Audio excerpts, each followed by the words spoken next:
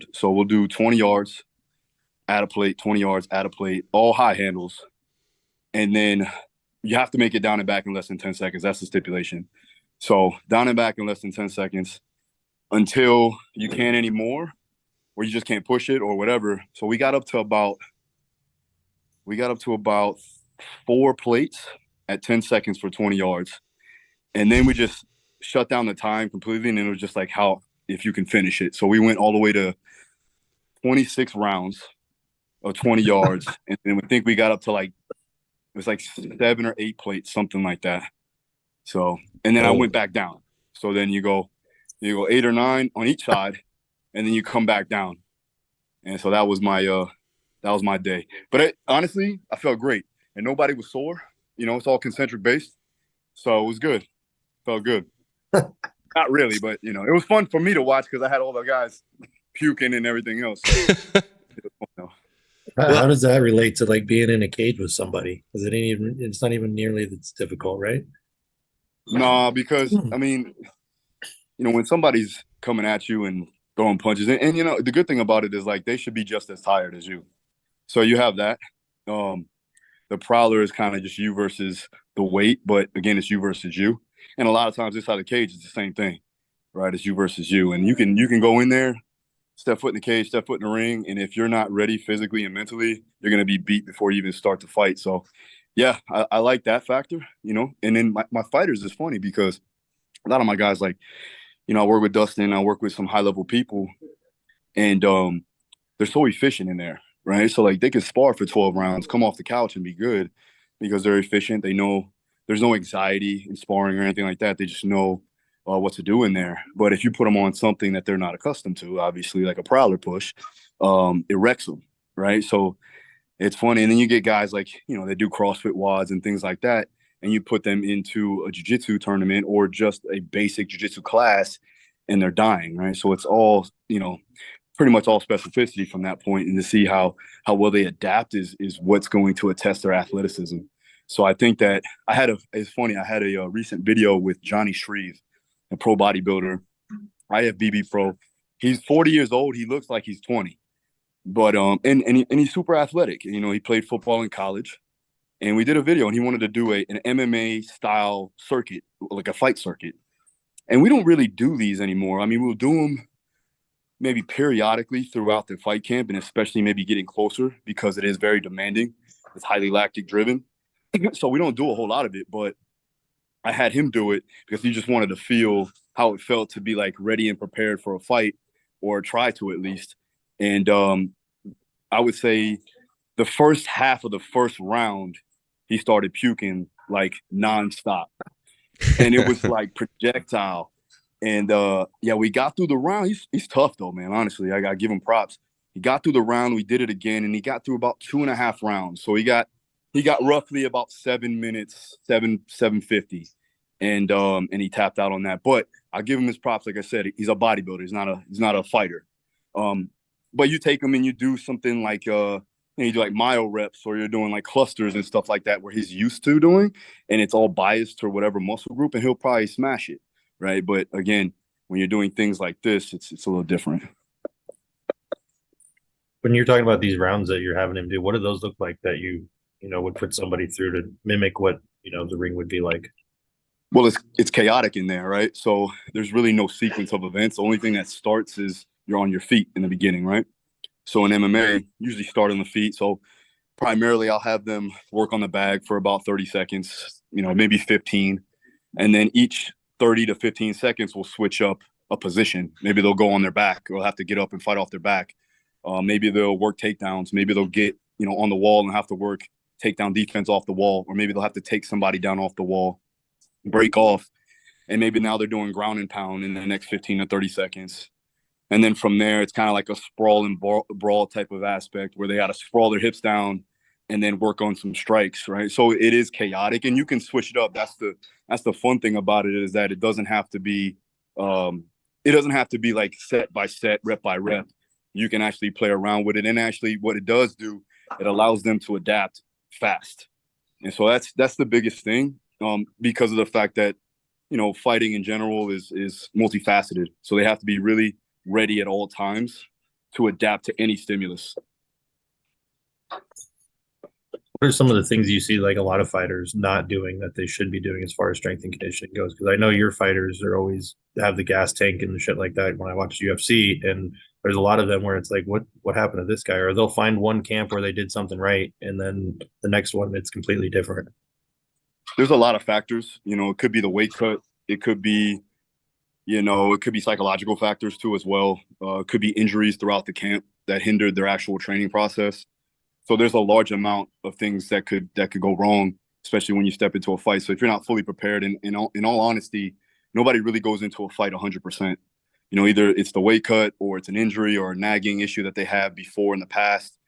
You have to deal with those issues. And so what you want to do is get them to as close to 90 to 95% as possible. So everything we try to make on point when it comes down to the nutrition, when it comes down to the training process, when it comes down to fatigue management. We'll use objective and subjective indicators like basic biofeedback and biomarkers in the beginning of the camp. And then throughout the camp, it's just feedback from, just talking to them and actually getting some analysis on that. I also think that there's a lot of overtraining that happens inside of a camp, right? And that's like an old school mindset where guys are thinking if they're not doing 2 or 3 times a day training sessions, they're not doing enough. And with the add-ons with UFC PI and guys that are coming into the sport from a performance background and have more of a science-based approach, it's tapering off on that aspect, but you still have the guys that are just like training hard all the time, sparring hard all the time, and that could cause an issue throughout the camp. That could cause, injury risk, that could cause fatigue that lingers throughout the entire camp and even into the fight. So making sure that you have a proper program aligned, making sure that the schedule is appropriate for the athlete, not only for them as an individual, as a fighter, but also, when it comes down to the actual demands of the sport, right? So when you're looking at wrestling, when you're looking at jiu-jitsu, when you're looking at striking, there's a large amount of demand, and some are higher, some are lower. Right? If you have drilling, it's not going to be as hard or as high of an RPE as a hard wrestling session. So you have to put that into account too as well. And that's why we like to make sure that we understand the schedule so that we can utilize the things that we need to utilize inside of camp. That's what one thing I was going to ask with the way your guys' fights work and how often they could be or not be. You could go a few months at a time, or a fight could be a really long time away. Is that why conjugate works so well within the fighting style, or like the fighting scene, the MMA scene? Is that why the conjugate approach works better for you guys, is because it's ever changing and ever evolving with your training? Yeah, I had a conversation with an individual that's really good at programming. He goes, man, I love the condensed conjugate model because it allows us to work vertical integration. And on top of that, these guys are fighting and sparring and training year round, right? So there's no real seasons, and they have to be ready and prepared at all times, and then fights get pushed back, they get pushed forward. Guys take fights on short notice, right? So they don't really have time to do something like a long form block periodization model because there's delineation that occurs. There's also things that, like I said, they have to be prepared for everything. So we like to touch on little things, but we focus on one thing at a time based upon the schedule, based upon the camp itself, right? When you get into camp, usually it's about 8 weeks out. So we're going to be looking to enhance their strength endurance, and then whatever their limiters are, right? I want to work on their limiters. I want to increase those limiters so we can plug the gap. It's the same thing when you look at skills training, right? So if a guy comes into a fight and their background or whatever, and this really doesn't happen anymore because guys are coming into the fight game well-rounded. But before, you had guys that had a background in wrestling, had a background in jiu-jitsu, had a background in boxing or whatever. And their limiters from a skill acquisition standpoint was whatever they didn't do. So we want to, when you're talking about skills training, they're going to be focusing on, if they're a wrestler, they're going to be focusing on getting their striking better, right? It's the same thing with performance, right? If they have a great aerobic base, then we want to work on their anaerobic threshold. We want to work on their ability to produce power, whatever the case may be. And then from there, once you get into camp, we got to hone in on those skills, right? So then their game plan, whatever their game plan is, we got to make sure that we alter the training, the strength and conditioning around their game plan too as well.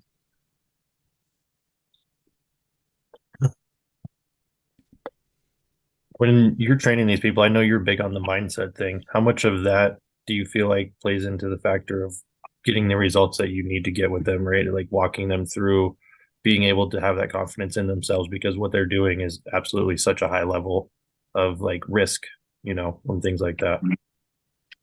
Yeah.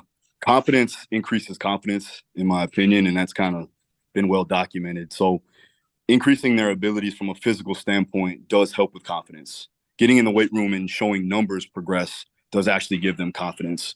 Improving on their conditioning. That's why metrics is important. That's why having data collection and showing the numbers grow over time, because numbers don't lie. So that allows us to get more confidence overall. And then they feel it inside of their sparring. They feel it inside of their grappling.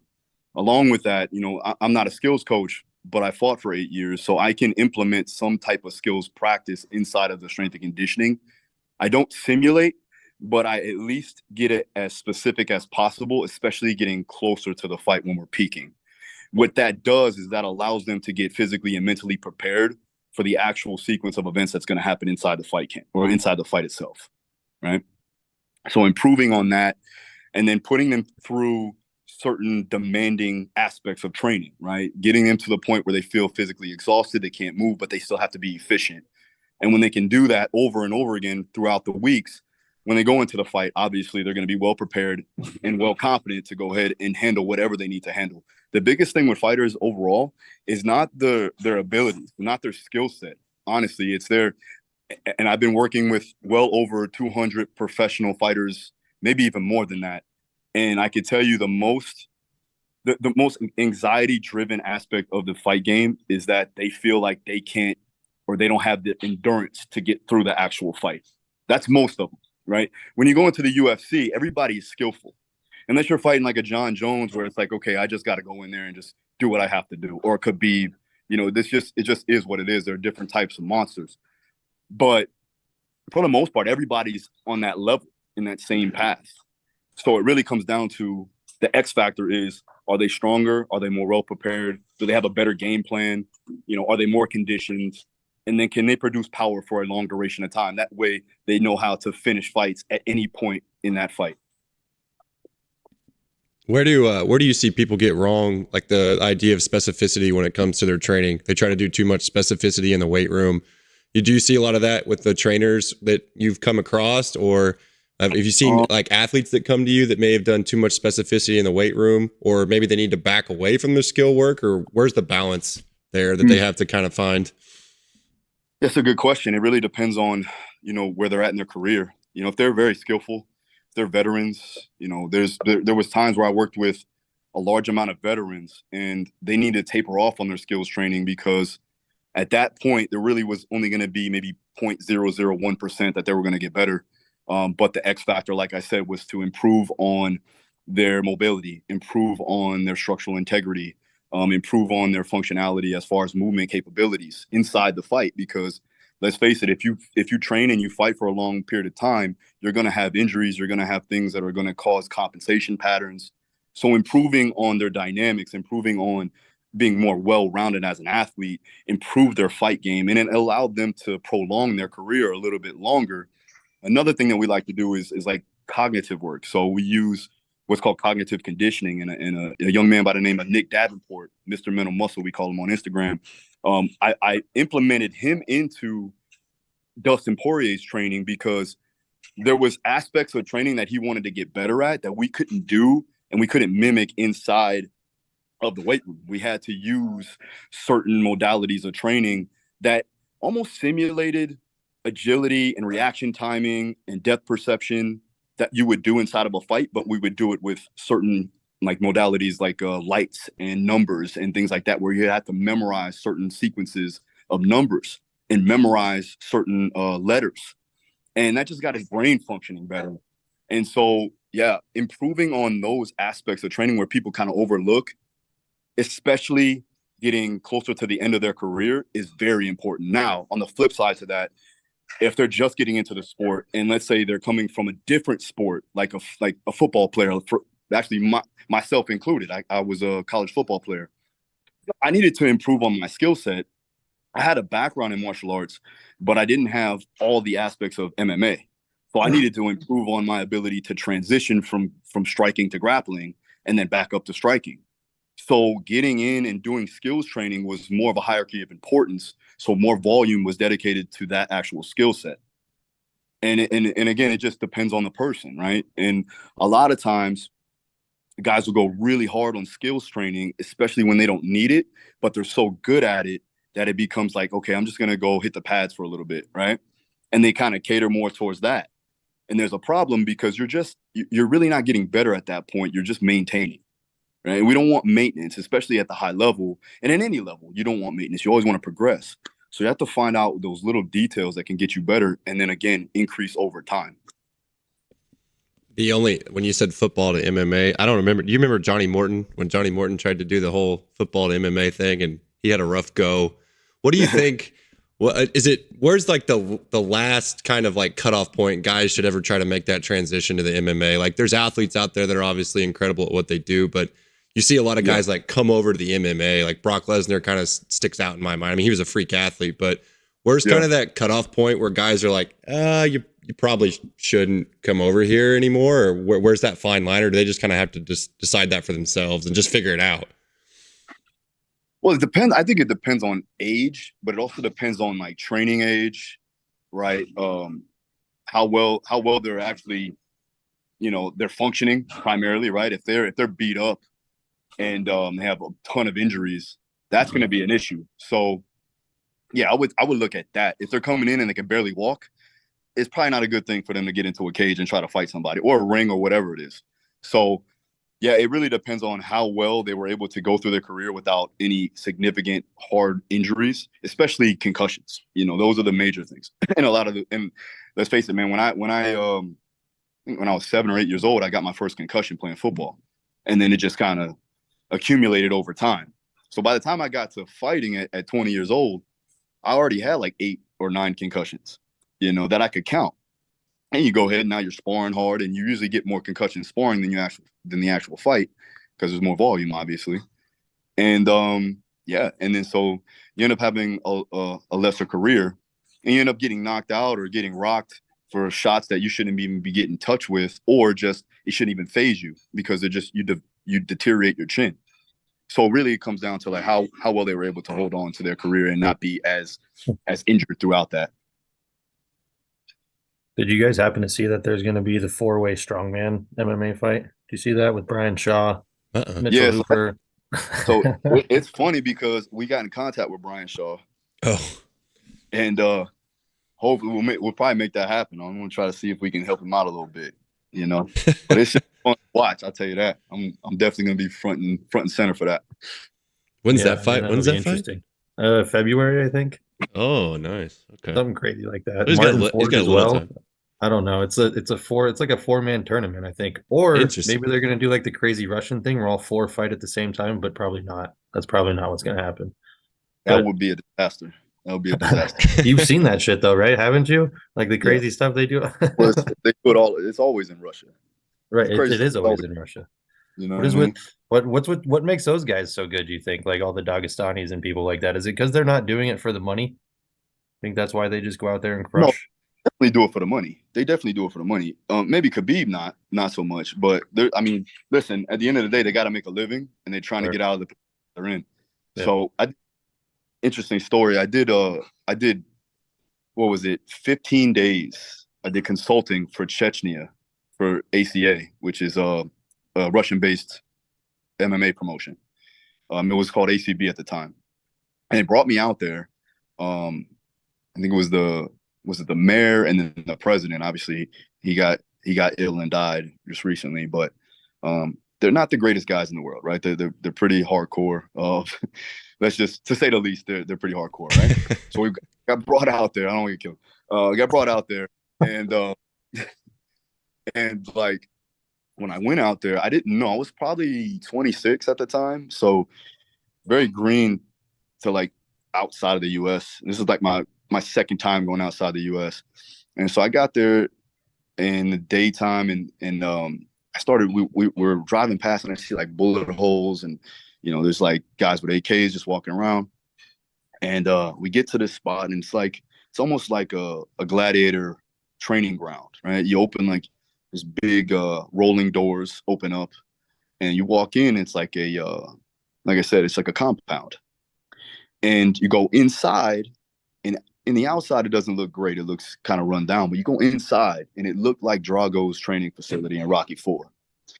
And then I go, all right, they're legit. All right, so then everybody's training. There's probably about maybe 50 guys training, and there's 2 guys in the cage, and they're sparring, with MMA gloves on, and that's not uncommon as long as they're going light, right? These guys weren't going light. The first thing I see was a guy get laid out through an overhand, caught him. You heard the smack, and he hit the canvas, and I go, oh shit! It's like, is he all right? He's like, yeah, no problem. They fight, no problem, like that. He gets back up, they brush him off, they give him smelling salt, and he went back in and started sparring again. I said, okay, these guys are different, right? Now I'm used to some of the Dagestanians because they would come to the top team and I would train some of them, but this was different. This was like the Chechens are on another level of crazy. Good crazy, because they need that to be in there. And there was a lot of great athletes there, and they just they lived, eat, slept, breathed fighting. And so I think what makes them so good is they have no outside distraction. There's nothing else that bothers them. They only think about fighting and their religion, and that's it. So it's like eat, pray, fight. Eat, pray, fight. And that's it. Obviously sleep a little bit, but maybe a little bit. And then they go on, I guess that's why they come over here and they kill people. So I mean, they seem to be pretty good strikers for the most part. They're great grapplers, as well. They're great strikers. It really just depends on what you gravitate towards. I've seen Khabib's obviously one of the best grapplers in the world. But he gravitated more towards grappling. There was Rashid Magomedov, who's another great Dagestanian fighter. He's more of a striker, right? He I think he won the PFL title a while back. I think he beat Will Brooks, and actually the funny part with that was Will Brooks and Magomedov. I trained both of them at the same time, so they were fighting each other for $1 million for the PFL, and that's happened about 4 or 5 times within my career that my guys would fight each other. But it is what it is. The good thing is that I'm a strength and conditioning coach, so I'm not giving them game plans or tactics or anything like that. Do they ever train together, same session? Does that help their enhance their training? It's a little weird. Yeah, it's a little that way, but like that'd be intense. Yeah, it's a little weird, but Will would come in at 5, and then Rashid came in at 6, so it'd be a back to back. And they knew each other. They were cordial. They shook each other's hands. They sparred before. Same thing with Tisha Torres and Joanna. When Jay fought Tisha, they were teammates. I trained both of them. There was a couple of times where we had that. Alexei Olenek and I think who else? A couple other people fought. Like heavyweights fight each other all the time. So but the funny thing is that they fight each other in sparring too. So it's no different. Especially when you're in a big, very well-established gym, like an American Top Team or like a Kill Cliff or an AKA, whatever. These guys tend to always run into each other no matter what. It's a small world.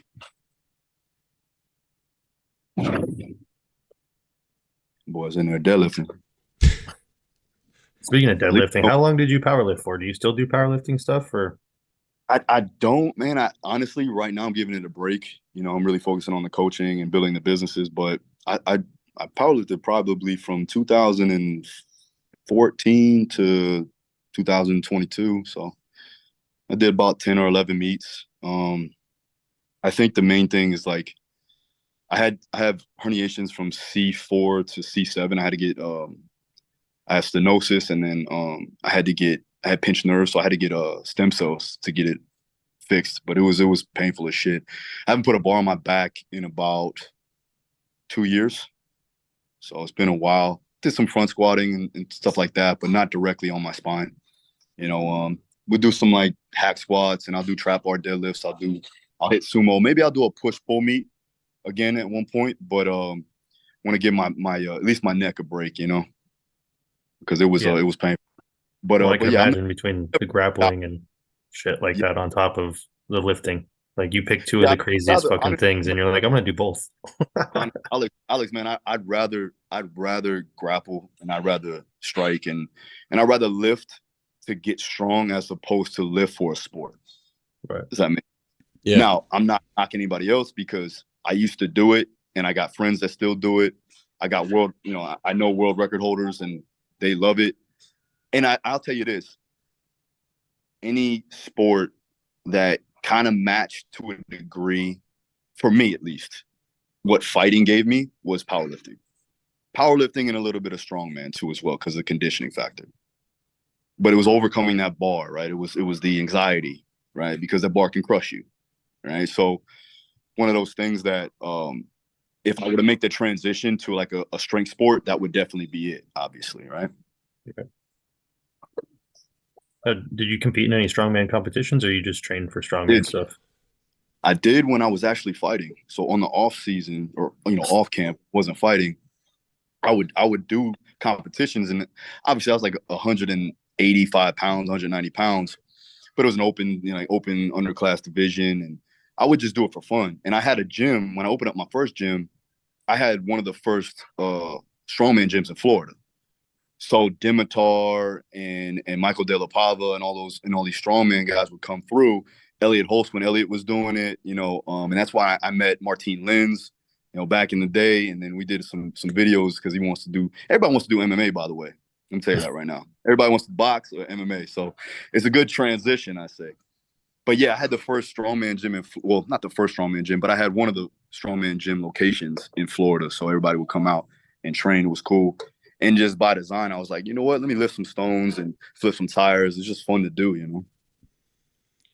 You said that every fighter has to be really well-rounded to fight today at the MMA level. Who do you see make the transition the quickest? Like if someone's a really good wrestler or someone's a good striker or something has a skill that they're specialized in, who do you see make the transitions the quickest? Like what's the hardest to pick up? Which skill is kind of the hardest to pick up in fighting, you think? Yeah, I think the best athletes that make the transition the fastest is going to be wrestlers, right? So they have a good base. It's very hard for them to pick up, and I'm not speaking for everyone, just the ones that I've seen that come from an extensive wrestling background. Now, some outliers, you have, but it's boxing and just striking in general because the footwork is different. It's switched, right? So Right. Usually they do really well with obviously transitioning to jiu-jitsu. And they have a great ability to obviously take down and have takedown defense, but it's just striking and then transitioning from takedowns to strikes and then, vice versa. So I think that would be the only thing, but guys are getting better, and there's more, the athletes are becoming more athletic. You look at the NFL from the 1970s to now, it's just a whole different story. These kids nowadays, man, I visited a high school team down in Fort Lauderdale. And I remember my high school, man, I was like one of the taller guys. I go to this high school and every kid was taller than me. Now, I'm not tall by any means. I'm 5'8". But I'm going to tell you this. I felt like a damn midget in this high school, man, because I was like, these kids in their freshman year were like 6 foot, 6'1". I'm like, what's going on, man? What are you feeding y'all? So it's just wild to me, man. I think also, technology and the way we train now is just above it all from past years, even 5 years ago. There's new tech coming out. There's new studies coming out. There's new protocols coming out. Nutrition is always ever changing, as supplementation is ever changing. So within the next 5 to 10 years, it's going to be even better. And you're going to see MMA in any sport and combat sports, even with bare knuckle. You look at the guys in bare knuckle from when they started, like the BKFC, these guys really weren't very polished boxers. Now you got some guys that are coming into the sport. They're polished boxers are starting to get really good. They're skillful.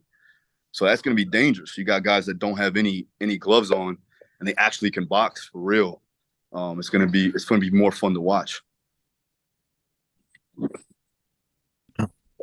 How early should someone start getting into the MMA scene to, like, if they want a shot to be one of the best or one of the greatest? Like, what's kind of the age? Is there an age timeline, or is it just kind of you feel it out as you start to go through things? Or you've seen people probably come in at all ages, shapes, and sizes. So just kind of wonder, because it's not really like a sport that kids can sign up for in their high school or whatever. They usually go wrestling and transition, but like, can they?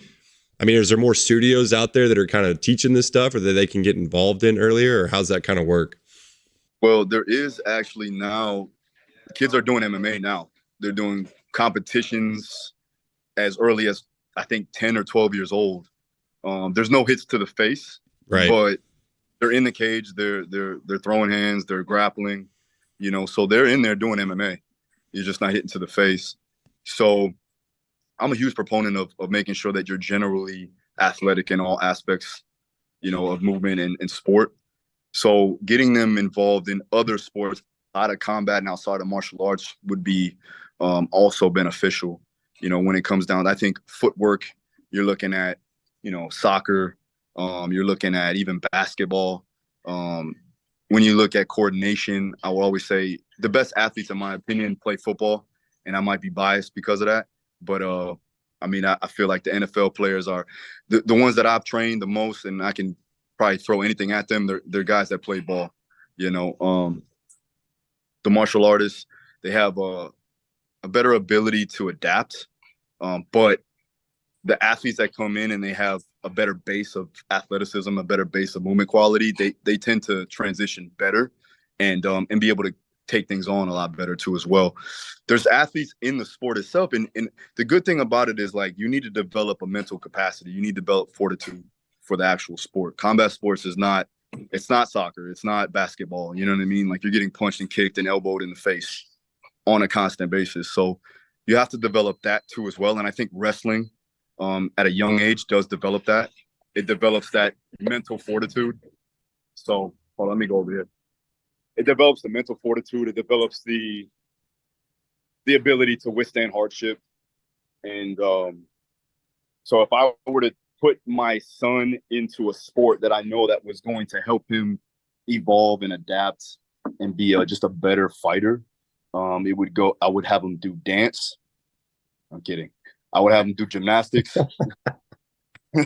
I was waiting on you guys, man. But don't get me wrong, man. You can dance, man. You can move, man. Well, I was gonna say, like, I would throw my daughter's only 5 months old, but I'm already like thinking ahead, and I'm like, well, shit, yeah. Gymnastics, dance. I definitely want her to wrestle, and I'm like, so I understand what you're talking about. Yeah, I mean, gymnastics, I think overall they're the most athletic athletes, right? They're the best athletes overall, right? They have the most relative strength, they have the most mobility, flexibility, core strength, whatever have you. And then, you want to throw in some ball sports too as well for hand-eye coordination, right? You want to throw in something that's more of an individual sport, maybe like track, or like I said, wrestling or swimming, because they can't depend on their teammates, right? If they go into MMA, if that's the end goal, you have to get them prepared for being in there without any help, pretty much. I just think combat sports for life in general are just so good. I mean, because it's just you versus the other person. You can't blame anyone. You got to pick yourself up off the mat. You got to do a lot of things that are just complete ownership of your abilities, and I like that aspect of combat sports. So for sure. That's a good thing to say. Mm-hmm. How old's your son? Is he in that kind of stage of like, is he starting to figure out that stuff, or how old is he? My son's been around the gym since he was like 1 year old. So yeah, he's 9. We've got him.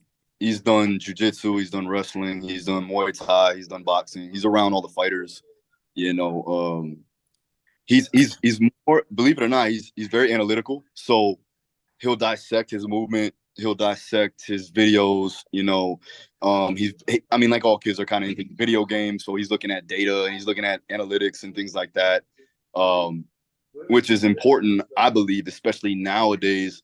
You have to have that edge, and you have to be able to be a creative too as well, but study the material effectively so that you can get better. So he's developed that really at a young age, where I didn't have that. I was all like, go, go, go. More dopamine dominant, just A-type driven. Obviously, I have the shirt type A. I think that, like, for him to adopt that more analytical mindset, but still be able to get after it is important. And that's when we run tests from a from a psychological perspective and personality trait test that we use for the fighters, there's a steady mix. The best ones usually have a steady 50-50 mix of acetylcholine and dopamine, meaning some are very analytical. They like to study the numbers, but they're also ready and able to get after it when the time comes. So they're able to turn it on when needed. Are those things you think you can teach people to be better at, or are those like intangibles that people are already kind of predispositioned to, like you're talking about?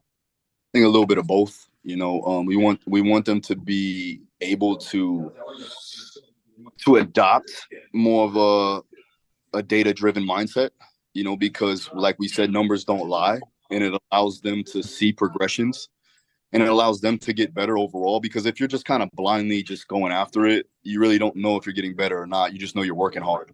On the flip side to that, you don't want to always be data-driven and not get after it because a certain number said something, or my heart rate read something here, and I have to taper it down. There's going to be a time where you got to like push that shit aside and go after it. So there should be a 50-50 mix. And it depends on the person. Sometimes if they are very dopamine driven, like A-type, like open to doing whatever, I have to bring them back and try to get them into more of a conscientious mindset, you know, and allow them to adopt more of that. Okay, you see these numbers here, and then they start to like that because they see the progressions on paper and they feel them getting better too as well. But the great thing about it is that you know you're going to get 100% from them every time. I think often How much would you say of what you're doing with these high level athletes is just cultivating these different mindsets for them? Like, would you say that's most of the coaching and training that you're having to do because they are already such a high level that you're just tinkering with the fine tuning of the brain part so that they can get more out of what they're doing? Yeah, I mean, I think at the end of their career, that's the main thing. It's important. And I think that what I want to do is I want to give them that edge. So when I look at the athlete, like I said, we're looking at limiters, but we're also looking at, you know, their inabilities to cope with certain aspects of life.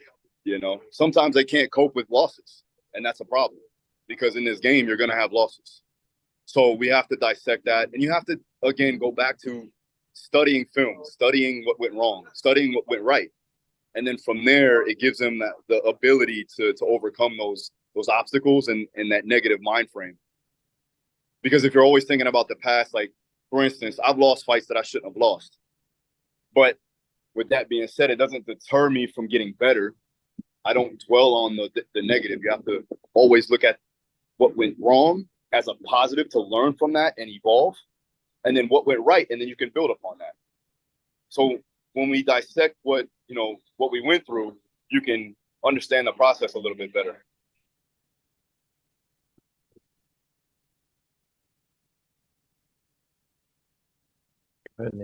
I'm trying to think. I'm sitting here trying to. What have we not asked him already about his fight? How many fighters do you currently train right now?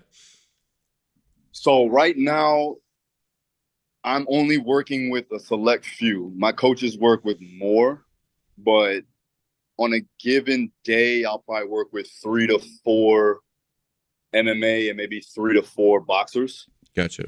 And got some jiu-jitsu guys and things like that, but for the most part, you know, I'm really just overseeing a lot of the coaches now. Is that kind of like the next step in your business, your gym, is to try to get more coaches to kind of help impact your reach a little bit further to help more fighters? Is that kind of where your direction's going, or where's the direction of your business kind of headed?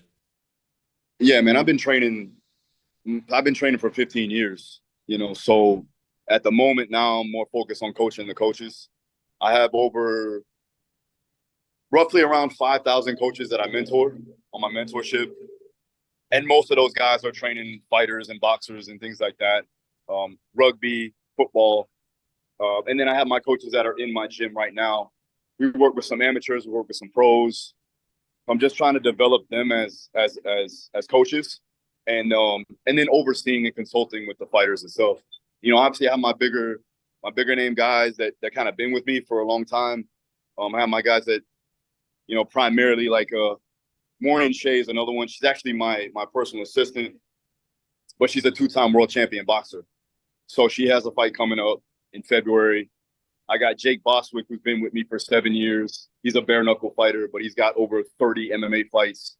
You know, obviously Dustin Poirier has been with me for 7 years. Megan Anderson, she trains with me remotely.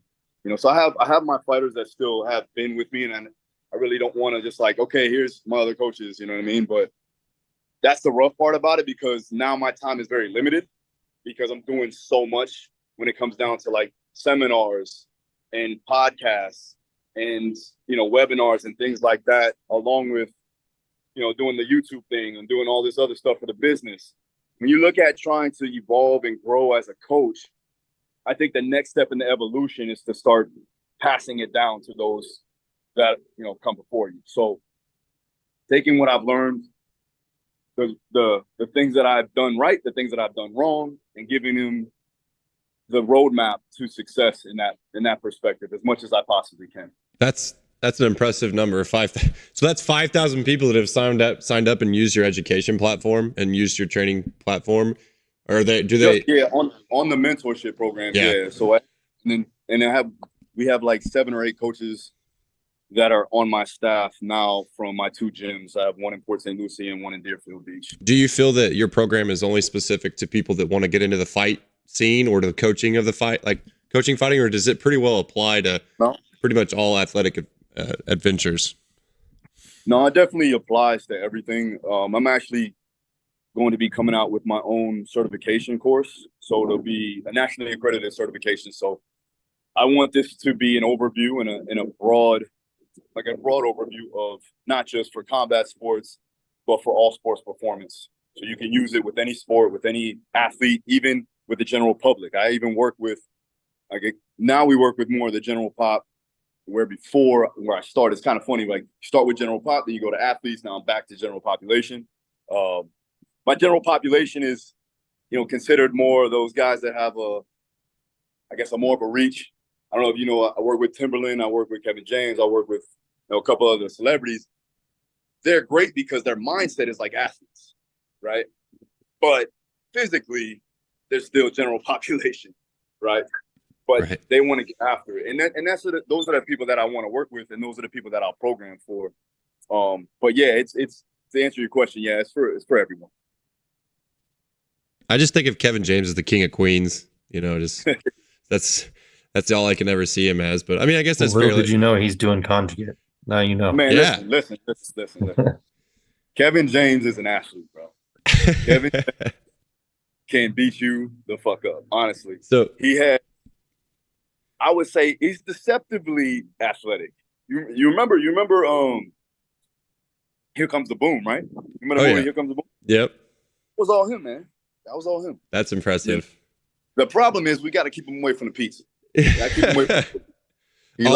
it too much. All I can picture is Grown-Ups, like him in Grown-Ups where they fake the injuries on the basketball court. And I'm like, well, that's the Kevin James. He definitely fakes the injuries when he's trying to push that prowler. I'll tell you that.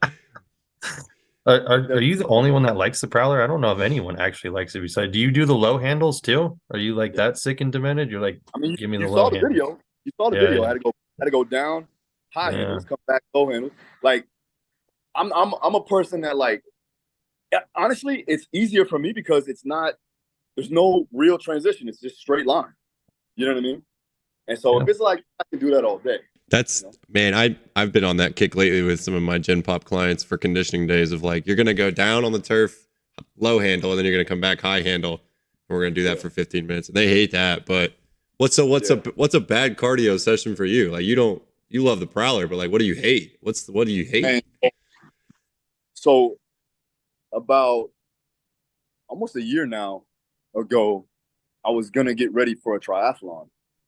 And so the one thing that I had to really get used to was swimming and distance swimming. The sprints were easy. Not easy, but better. But the distance swimming in open water killed me. Yeah. Right? I'm negative buoyant. I have no buoyancy whatsoever. I'm fake like a rock. Right? So it was good, yeah, in you know, open water in the ocean. Obviously you float a little better, but when it's choppy and salt water's coming in your eyes and going in your mouth and all that stuff, it's like all right, this sucks. On top of that, you know, breathing patterns and things like that. It's more of that. It's more the longer duration, more aerobic capacity style stuff because it gets boring, in a lot of ways. And then you just got to put yourself in a mindset. But as far as it's like anything, man, circuit training sucks always. Metcons or whatever you call it, metabolic conditioning, that shit sucks. But you become accustomed to it, and then when you get good at it, you begin to like it. So it's just like the things that you don't do and you suck at are the things that you hate to do. Yeah, right. That's why I hate running, because it's just so monotonous. You're just running. People that do running for a sport, I don't know. They need to get their heads checked, I think. But whatever. Swimming, yeah, that doesn't sound fun either. I'm not a big swimmer. I don't like open water or any of that stuff. I'm not. Yeah, whatever. I'm down for it. Whatever's gonna push me, I'm down to do it. And whatever I suck at, again, you're looking at their limiters. So, but what wrecks me really, honestly, at the moment would be transitioning probably from like swimming to running or swimming to biking, in that triathlon style.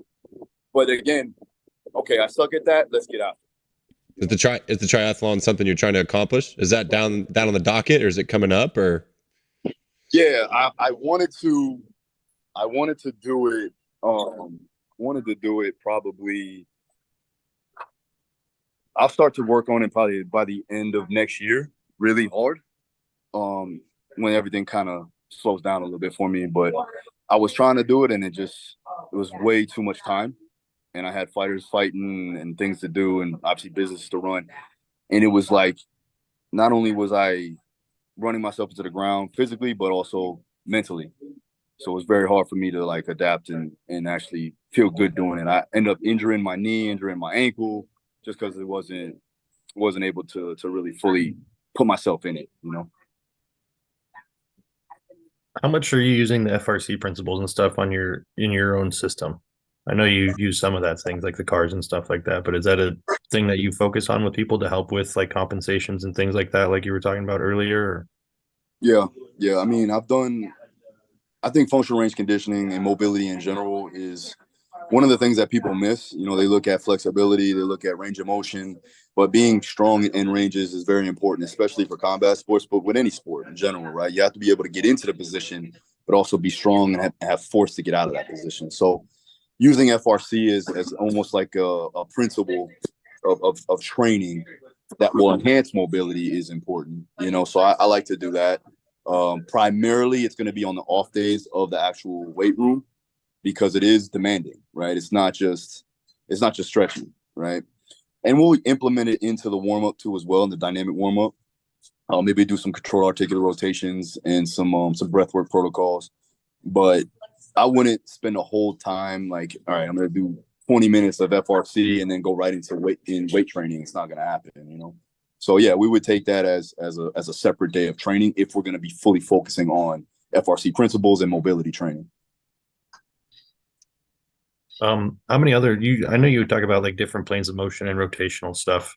Is that where you find you get a lot of stuff for the fighter specifically, is in those areas where most people don't even give it much thought? Because I know I've heard you reference dynamic correspondence a lot, and I don't even think a lot of coaches even understand how dynamic correspondence even works. So is that where you find a lot of these different movements that work so well for your fighters? With rotation? Yeah. I mean, in anything, we all work in rotation, right? So for the most part, we need to make sure that the athletes, especially in the sport of combat sports, they have that power to produce. They have the muscles that can contract appropriately. They can connect all those muscles to help that movement happen. And I think that, when you look at whatever is going to transfer over into the sport, especially when you're throwing a punch, throwing a kick, even with running too as well, you have rotation. There's rotation components there. So yes, we put that in at least every day of the training. So there is going to be a component of the transverse plane, rotational components, oblique sling, posterior, anterior, whatever. And exercises are going to be dependent upon the athlete, obviously, but you're looking at foundational patterns. I'm throwing in a rotational pattern at some point, throughout the training process. And you probably, you want them to be dynamic with that? You want them to be strong? Is it more static stuff? Is it just a mixture of all of it? How does that kind of work rotationally speaking? Yeah, in the beginning, if they lack the range of motion, if they lack the mobility, we want to increase their range of motion with rotation, right? So thoracic rotation, hip internal, external rotation, things like that. I'm looking at the joint prerequisites first, improve on that range of motion, improve on the mobility of that actual joint capsule. And then we can start to work in isometrics and some dynamic work to correlate in. Now, as far as like programming it, I would do isometrics first in the beginning of the actual training session, or in the phase of the camp, whether it be 8 weeks out or 10 weeks out, whatever. And then once we get closer, the rotational components or the rotation exercises are going to be more specific to the actual event. Where does specificity lie? Like a lot of people they do med ball work, or they do throws, or they do all this rotational work that they're claiming to be SPP or DPP or whatever they want to call it. But where do you think the specificity really is that transfers over to like combat sports, like striking, for example? Like what do they need in the weight room that's going to really help their striking ability? Or is there anything you can even replicate in the weight room that's going to help their striking ability other than just doing the skill? Yeah, I think movement patterns in general, right? I think planes of motion, and I'm also thinking bioenergetic demands of the sport, right? So the energy demands. So you're looking at conditioning, you got to look at it's a multifaceted sport. It's a bioenergetic demand sport. So I'm going to be working on all those facets inside of a fight week or inside of a camp, and also into a microcycle. So I'm going to be doing anaerobic alactic capacity. I'm going to be doing lactic capacity. I'm going to be doing aerobic capacity. But I'm going to be offsetting that throughout the days. So aerobic capacity is not going to be put in on the same time as a weight training session, right? Because we want to make sure that we're not throwing the organism in two different directions at the same time. Now, when it comes to planes of motion, right? Frontal plane, transverse plane, sagittal plane, all that stuff is important. So when I look at specificity, I'm not just looking at, throwing punches with dumbbells type work, right? I wouldn't program that at all. I'm looking at, okay, how's this athlete going to move inside the cage or the ring? And then from there, we can load those muscles appropriately for that particular sport, whether it be for boxing, jiu-jitsu, wrestling, whatever, right? For the most part, it's going to be, like I said, all those planes of motion, primarily transverse plane and frontal plane, because most of the time they're bladed and they need to move in that plane of motion. But they also should have some sagittal plane strength too as well, and also unilateral strength. Just good, So well-rounded athletes. That's what you just need to keep. I mean, for the most part, it sounds like. There's no secret sauce. A lot of people, you know what I'm saying? Like a lot of people like try to throw in, like there's exercises that you can do that we call special exercises that could somewhat simulate or mimic to the sport. Like, I mean, you can even throw in like glute bridges would be a simulation to a bridge and roll in combat sports, right? A floor press with a football bar is getting somebody, off of a mounted position, right? So you're working the muscles, you're working the planes of motion that correlate over into a specific motion or a specific position inside of a sport, right? If I'm throwing a kick, or if I'm moving in and out of the pocket, I'm going to be doing, more lateral force displacement movements, whether that be Cossack squats or 45-degree lunges, whatever have you, right? B-stand squats are going to be conducive to takedowns, right? And that could be also integrated into plyometrics. You're looking at, broad jumps, for instance. If I'm doing a broad jump in a staggered stance, that's simulating a blast double, right? If I'm doing, a cable chop, right? That's going to simulate a hook. That's going to simulate an uppercut, just from the motions or from the muscles that work that motion, right? So you got to look at what muscles are contracting at what particular motions of the fight game, and then you work those muscles accordingly. Now, there's times where you'll work the movement, and there's times where you bias the muscle. And you guys know this just from a basic workout sequence. Our compound lift is going to be based on movement. Our accessories are going to be based on the bias of the muscle that needs to be worked, and primarily it's going to be the muscles of the posterior chain, oblique sling, that correlate over into the fight game. Or any sport in general, right? Yep.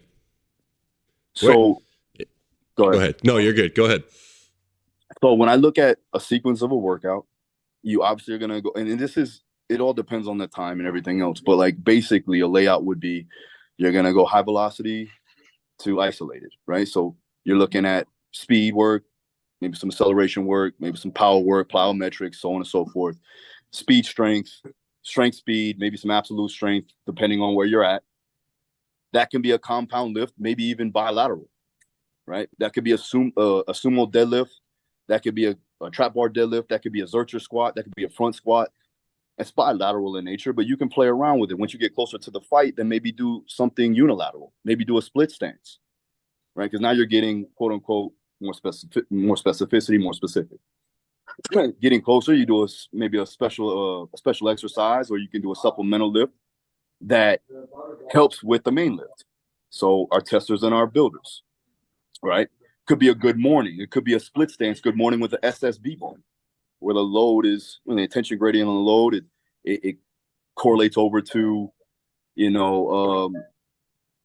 underhooks on a takedown, right? And having to extend the hips in the back, right? To maintain a better position, a better posture, whether it be in guard or whether you have over-unders on body lock.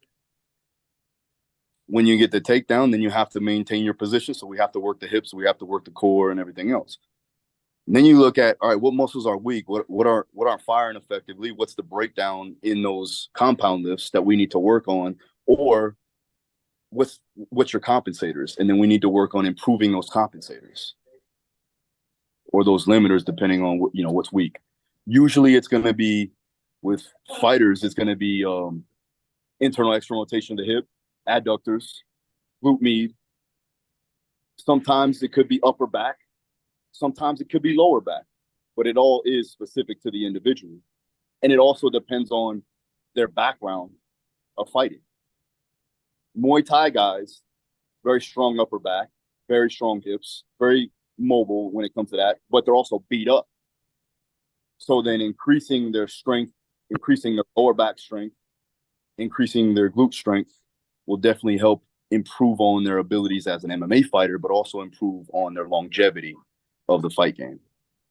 And that's just one aspect. If anyone's wondering what dynamic correspondence was, he pretty much just slapped it over the head. So don't be doing any weird stuff in the gym, guys. He's just literally explaining dynamic correspondence. But why do people miss the boat on that so much? Like, so people are like, well, what is, I have people all the time like, I don't know what dynamic correspondence is. I don't have a clue what it is. I don't know what it is. So where do you get a lot of your educational background? Like, where did you find most of your information, and kind of what led you to where you are now as a coach? Man, everywhere, man. Information is at your fingertips. You guys are putting out information right now. I would say, oh yeah, go. Obviously, I got my exercise science degree. I went to the university, but like really, that's just a baseline. That's, you learn anatomy, you learn biomechanics, you learn physiology, and then from there, it's like, all right, now you have to continue your education through higher level means. Read some damn books. I think there's so much information out there, not just in books now, but like I said, you have podcasts, you have YouTube channels, you have webinars, you have certification courses that you can go to that people level up on. And there's so many intricate details. Like if you suck at something, you can find a certification for it, 100%. You see what I'm saying? Like I sucked at mobility and I had to find FRC, I sucked at breathing mechanics. So I found out how to do oxygen advantage and a Buteyko method. I sucked at, and then putting yourself in a position. Like there was a way that I needed to learn how to utilize barbell lifts for my athletes. I started powerlifting again. I got with world record hold powerlifters that could teach me the big three and show me the proper way to do that. I got with Chris Duffin and started doing stuff with him. So all you have to do is reach out. It's nowadays, there's no excuse for you not to learn anything. A Google search will help you with that too as well. Do some research. Careful on Google searches. All right. Let me not, but you got to know how to search too as right. well. No. I get you. Cipher through the bullshit as well, and that's where, and I'll go ahead and say this. That's where having a baseline of knowledge comes into play. right? A basic Right. understanding of biology, of biomechanics. That's what I think Dave Tate says that, like people that bash on the CSCS, which I bash on the CSCS all the time, but he's like, for the people who know absolutely nothing and you're going to get into this field, it's a really good base to have. At least you have some kind of understanding of anything to do with training. At least you're putting a base to it. And then you can go from there, obviously. But just to say it's absolutely worthless, maybe. I don't know. Alex thinks it's worthless. Yeah, I mean, I think I have my say so in that too as well. I mean, that's why I'm doing my own certification, honestly. But yeah, who are you going to do that through? Who's that going to be through? I'm actually doing my own. Cool. It's gonna be national accredited, so awesome. It'll be I'm gonna call it the International Sports Science Institute, and then the first accreditation is gonna be Combat Sports Performance Certification, and then we'll branch off and do others. But yeah, man, I'll pay the money because I want guys to come out of college and be like, okay, I got this certification. That is gonna be more practical. Right. Yeah. Right? Absolutely. Yeah. So good. Yeah, I mean, good for you. There's guys in the industry that I really respect. You know, Joe DeFranco, right, is one of them. You know, you got Chris Barner's another one. You know, Lauren Landau's another one. Obviously, Louis. I think Matt Winning has, you know, he's a little bit dogmatic in some ways, but he has some good stuff out there. I love, you know, most of his stuff. You know what I mean? I think that there is good teachers. It's just you have to be smart enough to know how to augment that, correlated into your own practice. Right. So like I can take things from any genre of training, dance, like we talked about, right? Gymnastics, powerlifting, strongman, bodybuilding. You got to be smart enough to put it together. You have to be an artist in that way. Right. And a lot of new coaches, they don't have that ability. They become dogmatic in their ideologies and they stay to one track and they never evolve because, you know, Charles Poliquin said this and I have to stick with this. You know what I'm saying? Or Louis Simmons said this and I have to stick with this. That's a problem. And you never become the best that you can be because of that. You're not your own coach. You're the guy that you're following. You see what I'm saying? Now, don't get me wrong. You have to learn and you have to kind of stick to a model for a given amount of time to understand it fully. But then there's other ways to do it. I take that be like water approach, like Bruce Lee said, you know, take things that you can use, push the stuff that you can't or you don't need to. Even Louis said that, like, keep what works and throw away everything else that doesn't. So, I mean, it's just the West Side people that just, I'm not going to get into the whole West Side thing. I'm not going there. I'm not going there today. I'm not doing. I love it, and I attribute rock the boat, aren't you, Nathan? No, I attribute so much of my success to Louis because if I hadn't, I was dead in the water looking in the wrong alleys, and if I hadn't found Louis Simmons' stuff, then I don't think that I would have ever got on the right track. So, I mean, I'm never going to say a bad thing about it, but it's like it's a little cultish. It's a little cultish at times. So that's all right. You look at it, and we'll get into that's a whole nother podcast. But you looking at like CrossFit, weightlifting, or like it's all cultish. You know, you have. I mean, listen, Louis was one of my mentors, and I had extensive conversations with Louis. But if you really know Lou and you have conversations with him, he's very dynamic in his ability to think. That's why he adopted the bands and shit. You know, like when I talked to him, I thought he was going to shoot down the condensed conjugate model. I thought he was going to say, no, you got to do only the 4-day week. And I explained to him the issue that I was having. He's like, no, that's perfect. That's exactly what I would do. And so when he said, I was like, okay, cool. This guy's willing to, even at his age, he was like 70, 73, 72 when I told him this. And right before he passed, you know? So I was like, okay, so he's not, you know, a lot of people think he's stuck in that one track. And for a lot of reasons, he had to do that, right? Because you have to sell DVDs, you have to sell the product, you have to sell the brand, right? The one thing that I will say is that I can't do that because it has to make sense for everybody, you know? Like I don't go onto my mentorship and I tell the coaches like you have to do condensed conjugate. I say if DUP works for you, if block works for you, if linear works for you, I don't care. As long as it works and it works for your circumstances. Now, some people will say linear shit, it won't work. It's a dead end street, you know, and then they're probably right 99% of the time. But that 1%, for that kid that's like 12 years old and you just keep putting weight on the bar, it might be all right. until he gets to high school, and then he's, his Yeah. knees are shot. But That's awesome. There, so it wasn't really a 1%. You couldn't even find the 1% right there.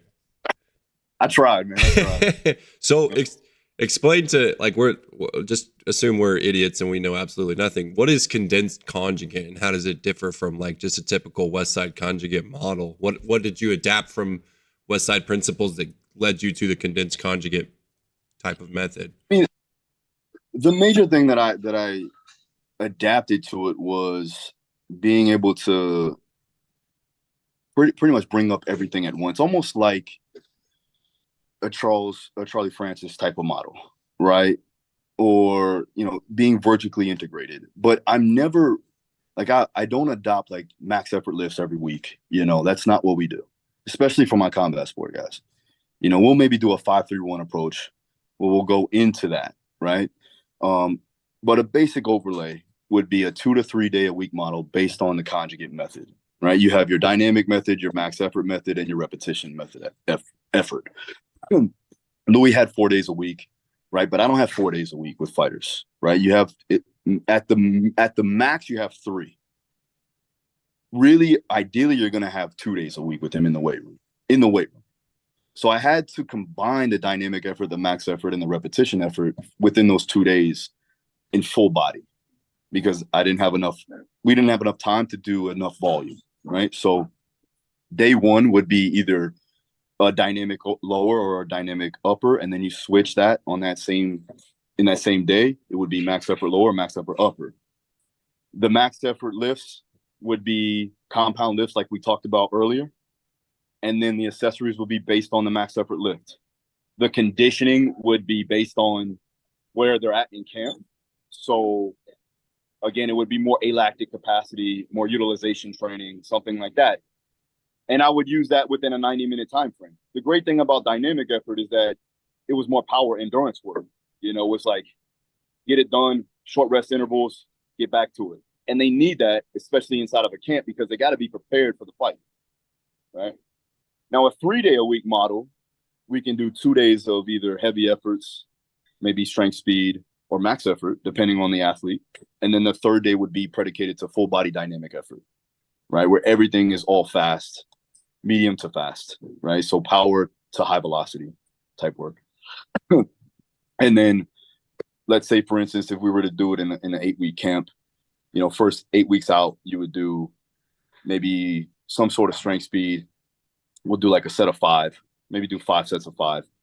The next week we go 4 sets of 3. The next week we would go maybe 5 sets of doubles, or maybe singles, right? Get a max, find out their 1 rep max, or if they can't do that, we do maximal isometrics. So we'll do overcoming isometrics in certain positions. Then you flip that, we give them a deload on 5 weeks out, because usually 5 weeks out was when I found that guys were getting very taxed just from skills training and strength and conditioning included, along with the diet. So we deload about 60% the volume, 10 to 15% on the intensity. And then the next week would be phase 2. And then we would work all contrast sets, whether it be potentiation clusters or French contrast or something along the lines of that. Getting closer to the fight, we taper about 2 weeks out. The week of the fight would be more predicated to the weight cut, and maybe fine tuning some little details there on utilization training. So sprint work, as long as they weren't too depleted and they go into the fight ready and prepared. When you're working with somebody and they first come in and you're training them, do you, like Louis would suggest, have like a time frame you want them to get good GPP work in before you start getting specific with them? Or how does that work with? So say it was like a general population person who was an athlete and they want to get back to being more athletic like that. Is there going to be a certain time frame that you're making them do like basic stuff before they're able to graduate into the more specific thing? Yeah, definitely. I mean, they got to be able to do the basic 3 lifts. They got to be able to have an understanding of body awareness, so I'm not going to throw them into a max effort lift or even a dynamic effort lift. We'll be doing primarily GPP all the way up until I feel like they're prepared to actually go heavy. So I like to use triphasic primarily to start with that. We maybe even do a 6 to 12 week block of triphasic, and that could be double throughout the time frame. But then once I see them able to have, again, better better movement quality, able to get underneath the bar and actually move weight effectively, not have too much compensation. Then we can start to load them a little bit more and then start to work on those higher dynamic movements. Are they doing like explosive stuff from the beginning too, like jumps and sprints with you, or is that something you make them work into? It depends on the person. Like some of the guys, they actually need more mobility first and foremost. Then we'll start to load them with low level plyometrics. It could be hops, bounds, pogo jumps, things like that. I do like box jumps for my older population just because they stop jumping. You know, people just stop jumping overall. So we'll do box jumps just for the force absorption. And then low level hops and bounds here and there for coordination. If they really need it, if they really want to do it, then we can start to level that up, start to do more higher level plyometric drills, multi-directional plyometrics, things like that. If they're a young guy, primarily what I'll do is I'll start them off on low level. I'll have them first able to absorb, and then we can redirect, right? So that could last around 6 to 8 weeks, depending on the person. We start off with low level pogo jumps, skips. I even get them doing rhythmic jumps and something like A skip, B skip type material. Then from there, they'll go into a slower eccentric, somewhat of like triphasic, a 3-second eccentric, and then to an explosive movement, maybe a box jump. Then from there, more of that non-counter movement. So going into that static position and recruiting force. So having more rate of force built in. And then from there, we're doing that counter movement jump, working on stretch reflex. And then you talk a lot about conditioning and energy system stuff. Are you writing the programs for all the athletes and then your clients with the conditioning stuff, or is that someone that you have that specializes in that type of thing? A little bit of both. Yeah, a little bit of both. So I usually use an individual by the name of Evan Picon. Really smart dude. Do you have the Knox thing? Sorry, I don't mean to interrupt. Yeah, yep. I've been working with Evan for a long time. I found Evan through actually a CrossFit channel, believe it or not. And I was like, this kid knows what he's talking about. And he changed a lot of people's minds when it came to actually energy system training. So I put him on the podcast and I started talking to him and he goes, man, when they were developing the conditioning protocols, it was too slow on the time scale. Mm-hmm. It's like they measure it through a millisecond time scale. So you're looking at like your time frames between like, phosphocreatine system and aerobic system, it was too slow. So I go, oh, that's interesting. So he sent me some studies and I started looking at them. And I go, shit, because I feel that way. Because when you train the way I train in a multifaceted sport, it's like you use everything. So I go, this is perfect. So it's more of a dynamic periodization model, right? Of conditioning. And now we look at conditioning not as aerobic or anaerobic or lactic, because it's always there. It's always happening. You're just using a little bit more than others, but it's always fluctuating. It's just how well can you buffer lactate? How much utilization of oxygen are you using? And how well are you delivering that oxygen?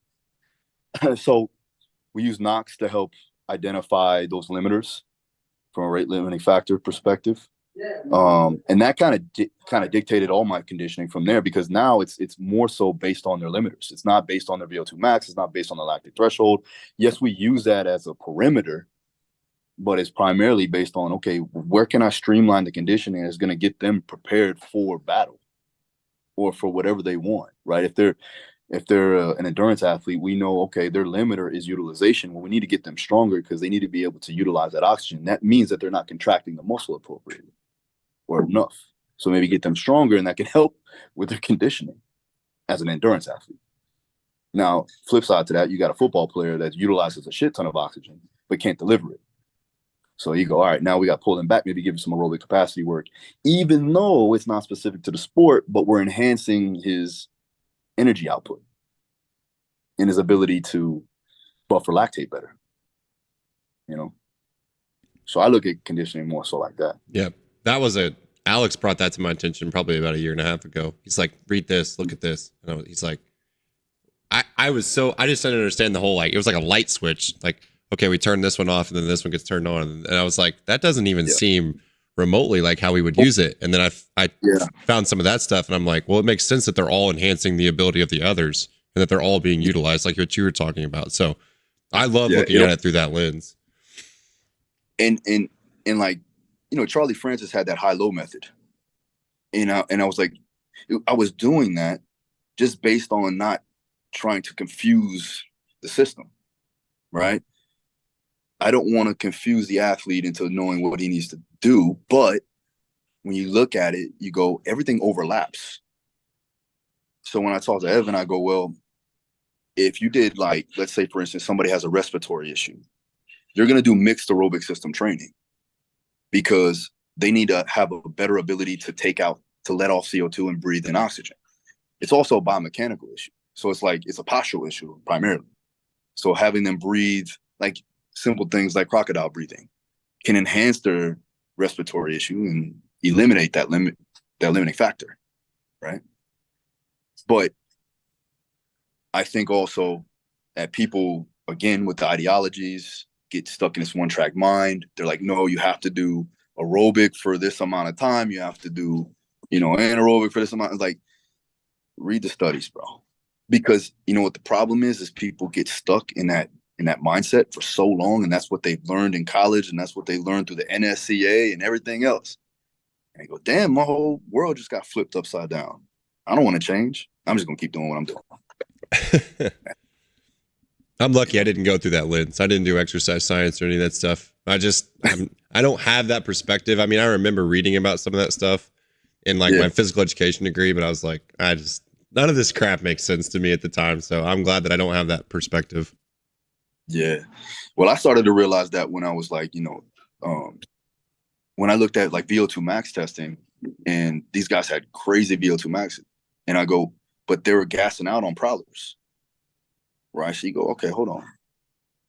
So they have the inability to utilize oxygen and deliver it. There's something there. Maybe there was a respiratory issue. So when we threw the NOx on, and back then it was Moxie. We used Moxie because it was a NIRS device. And we found out it was like, okay, this person can deliver, can utilize, but they have a respiratory issue. There's something there that's missing. And it's just that they were having an over amount of CO2 buildup because they weren't breathing effectively, efficiently. And that came from bad posture. That came from holding their breath. That came from not being strong enough. So a prowler push would be like a max lift. So they would strain. That's why I always say, like, getting stronger can enhance your conditioning if you think about it, right? Because the efforts become lessened. So if I do 220, like again with the prowler, right? You got to have both, right? Like, so there was a strongman that did the same prowler sprint. Kid's strong as shit, and he's 200. Al, how big is Austin? 270, and I beat him by a second. Imagine we pushed the same weight, and he's stronger than me. Pound for pound, or not pound for pound, but as far as like for lifts perspective. But I was able to push it faster. Now, I think that's because of the fact that, one, I'm more efficient with the movement, right? And that's mobility and that's everything else. So where's the limiting factor? For him, it's going to be mobility. For him, it's probably going to be conditioning. For me, though, if I want to get faster, I just get stronger with the push. See what I'm saying? And for him, it would be different. But I couldn't see that through a VO2 max test or a lactic threshold test. That's where like reactive strength index comes into play, dynamic strength index, things like that too as well that we utilize. When you're looking at testing, I think the best thing to do is to have a solid assessment process.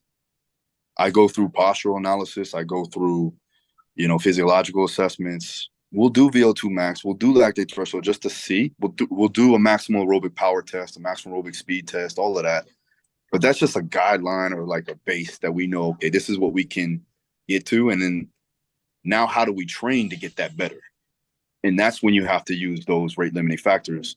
And we have to use a step test or something like that can show us what we need to streamline to help them get to where they need to be.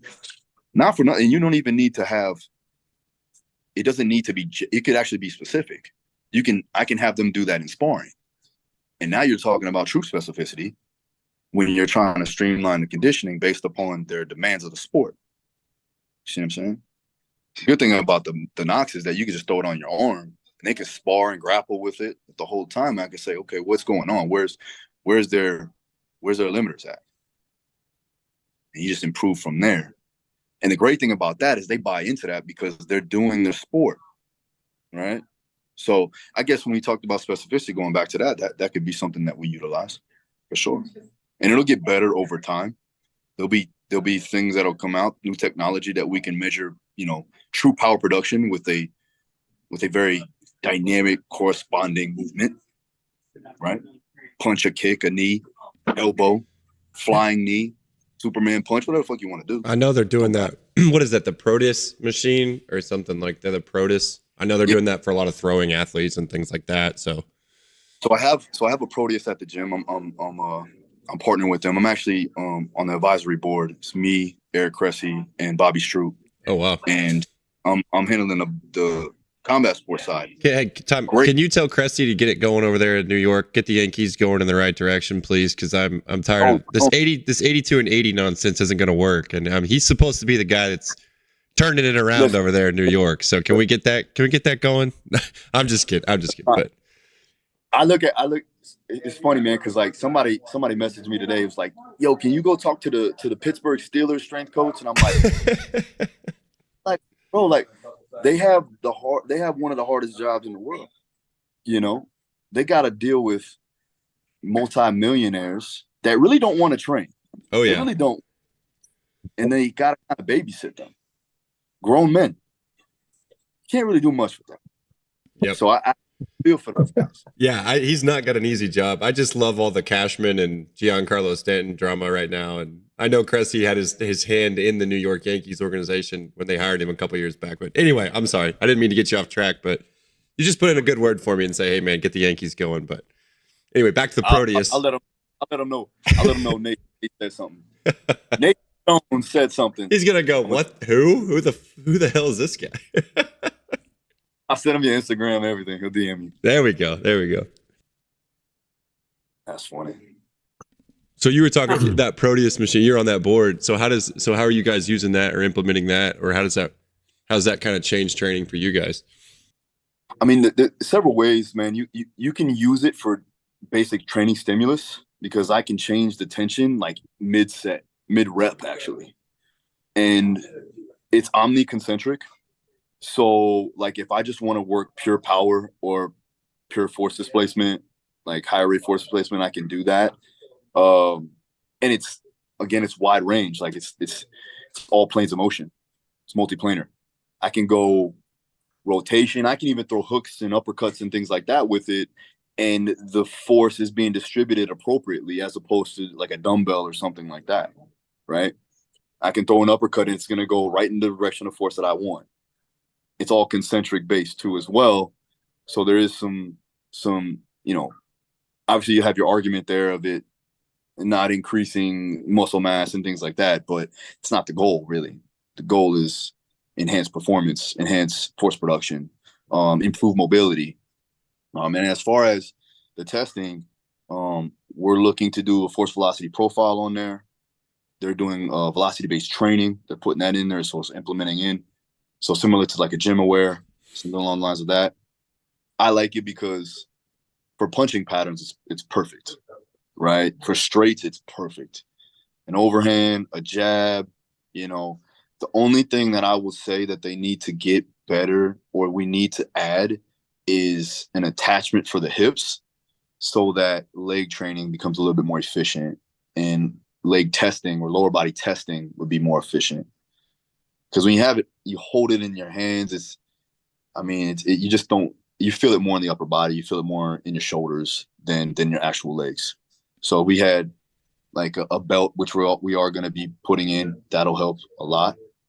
But for rotational exercises, for punching exercises, for throwing exercises, and testing itself is perfect. It seems like the data that it gives back is really nice as far as where you could be lacking in certain capacities as well, like the reports it gives you. So that could help speed up the process as a coach as well. Is like, okay, well now I can kind of see these parameters that they suck at and we can kind of attack it from there. So the feedback seems tremendous on those things. Are they they're pretty fluid as far as like punching is concerned and throwing is concerned though? I mean, like, does it feel pretty fluid and pretty easy? Yeah, it's not bad. It's not bad. It could get better. I'm not saying that it's like perfect, but it's not sticky. It doesn't give you like a recoil or nothing like that. So that's a good thing. It's different than cables. In my opinion, it's better than a Kaiser. So yeah, I do like that you can see force leakages in certain positions and certain planes of motion based upon the muscle. So then that gives us a correlation to what we need to work on and bias out a particular muscle. A lot of times it's going to be, something in the core region, the trunk region, that we need to work on. Or if they have injuries too as well, they'll kind of bias away from that injury. They'll go and compensate away from it. A lot of my guys, fighting in general, you're going to get banged up, but the main injuries that you'll have is like more so like shoulder, knee. You guys hear me? Shoulder, knee, ankle injuries, foot injuries, like kicking elbows and stuff like that ends up happening. So it can take away from your movement capabilities, right? Especially when you're in the weight room. Toe injuries, believe it or not, your toe gets caught in the mat, turf toe type deal, right? So then it's hard for you to rotate. It's hard for you to flex the toe or to drive through a position.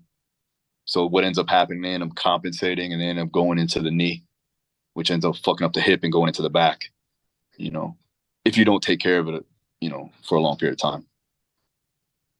So with the Proteus, it allows us to kind of work in those positions, very low impact. They're using it for older population too as well, right? Increase strength there, increase bone density. Like I said, very low impact and concentric base. So there's more to come, and they got a good team behind them. So I'm interested to see what comes next. But when it comes down to the data that we're collecting, especially from my side of things, it's groundbreaking in my opinion. And I think also the fact that you can train with it is another good indicator. Like a lot of times you can't really, you get trained with certain things. Like you can train with a gym aware and everything else, but like it's not going to give you added resistance. You know what I mean? Yeah. So the hip attachment you're talking about could be really kind of a game changer for sure. That could be a really cool attachment. Especially for like, the squat jump variations and things like that. I think that would be amazing, because now you can measure vertical force, you can measure horizontal force, you can measure lateral force, through that lever arm. And you don't have to worry about holding the handle, Yeah, for sure. Alex, you got anything? I don't think so. I can all tapped out on questions. Tapped out. Oh man.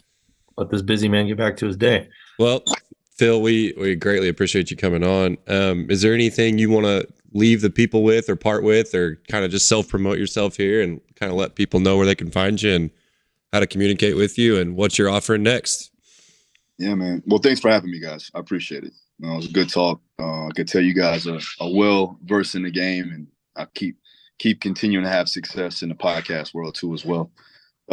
As far as where you can find me, my Instagram is Daru Strong. You can check out my YouTube channel, Phil Daru Strong. I have all my programs, my courses, everything else online on my website, darustrong.com. Then next year, be on the lookout. We're going to be doing, like I said, that certification course. I got my book that I'm writing right now for combat sports, my first book. So going to be published by Victory Belt. So I'm excited for that. And then we have my first fight prep app coming out by the end of the year, actually. So a lot of things coming. Which just stay tuned. You know what I mean? Find me on Instagram. Like I said, I post more of my stuff there, and that's it. Heck yeah, dude! I can't wait. That's awesome. I can't wait to see some of that stuff come to fruition. That's sick. The book, especially, that'll be really good. Yeah, we're putting a lot into it, and I got some guys that are actually going to be co-writing for me too as well, for the nutrition side and like I said, the cognitive conditioning side. So it'll be cool. Awesome. Phil, again, thank you for your time, man. Really appreciate it, and we wish you all the best and all the luck, man. Thanks, brother. I appreciate you guys. Thank you. Have a good one. Thanks, man. Have a good one.